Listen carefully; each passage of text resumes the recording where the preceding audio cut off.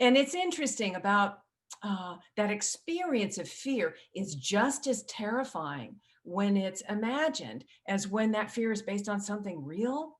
You know, it's the same experience in our body, the same experience in our mind.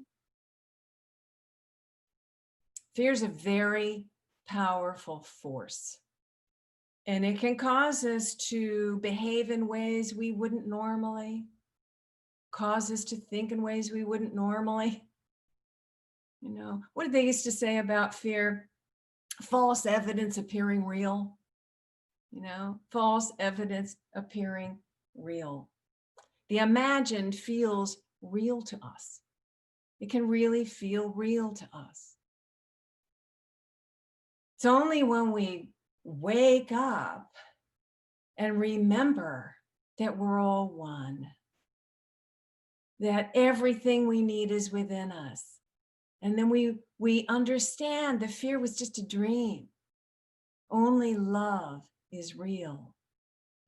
Only love is real.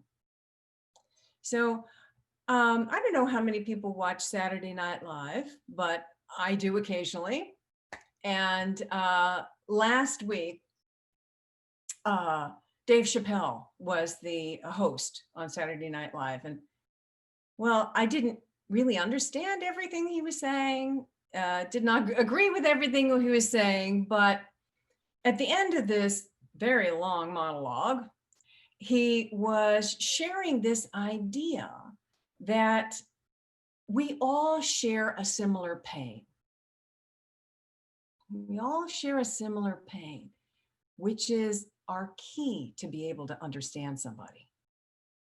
You know, he was talking about how these days, many police, every time they put on their, their uniform and they go out into the street, it's like they feel they have a target on their back, you know, and that they're not appreciated, they're demonized, you know, and every time they go out, they are putting their life on the line. So Dave Chappelle is saying this, and then he turns to the camera and says, believe me, I know how that feels. Like every Black man, every time he walks out into the street, he feels that he has a target on his back, that he is literally taking his life in his hands. So he said, you know, I don't hate you, meaning the police. He said, I hate that feeling. That's what I fight through. You know, he's saying none of us should have to feel like that. None of us should have to feel like that. And then at the end, he said, we've got to find a way to forgiveness. We've got to find a way to forgiveness. And I really like the way that's phrased, because it acknowledges that forgiveness is a process, right? A process that can be difficult. We don't just jump to forgiveness. So how do you forgive someone that you so completely disagree with, that you feel may have ruined it for you and maybe for generations to come? How do you do that? How do you forgive someone that you perceive has done you wrong? Well, one way to do that is to see that all the fear, all the bad behavior that, to really understand where that's coming from. And indeed, it is generated by fear. It's generated, when we're in fear, we're not thinking clearly. Our judgment's off.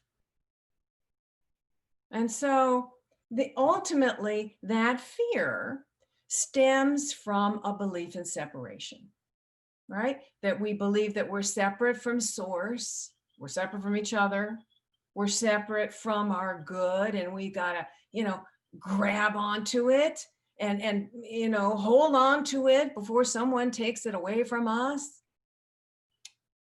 And the thing is, again, we've all had moments of fear like this, right? Most of us have experienced some anxiety around something at some point in our lives, whether that's fear that we're not going to have enough, or that we won't be okay, or that somebody's going to beat us to the finish line, or that we won't recover. So we can relate to those who are experiencing fear and understand that that can lead to misguided thinking, misguided actions, right? So, as I've said many times, talking about forgiveness, that the way to forgive anyone is we have to separate out what someone has done. We separate out the fear and the misguided actions that stemmed from that, from who they truly are. And who they truly are, who we all truly are, without exception, we're all divine beings. We are all divine beings expressing in this human realm, and sometimes we get caught. We get caught in fear and a belief in lack and separation. So the practice of forgiveness really begins with a willingness. That being willing to forgive actually starts the process of forgiveness. Some of you may have heard of Carolyn Mace, who she's known as a medical intuitive. She's written many books, spirit, mind, body books. And in a lot of those books, she says, we have to heal our soul before our body can heal. Got to heal our soul before the body can heal. And I heard her on a podcast last week, and she said, some people would rather die than forgive. And it says in the Course in Miracles, some people would rather die than change their minds. Same kind of thing, right? It's the same thing. You got to change your mind about somebody in order to forgive them. And in order to set ourselves free, it's really about setting ourselves free.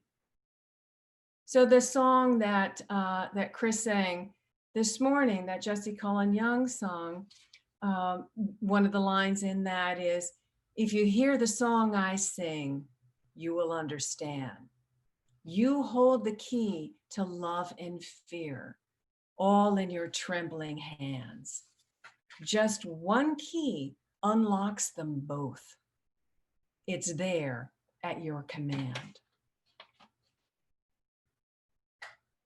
So, what door are we going to unlock?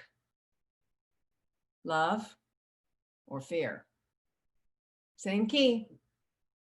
And that key is our choice. The power of choice. Or as we may say in Unity's 12-power language, the power of will is our power of choice. Love or fear?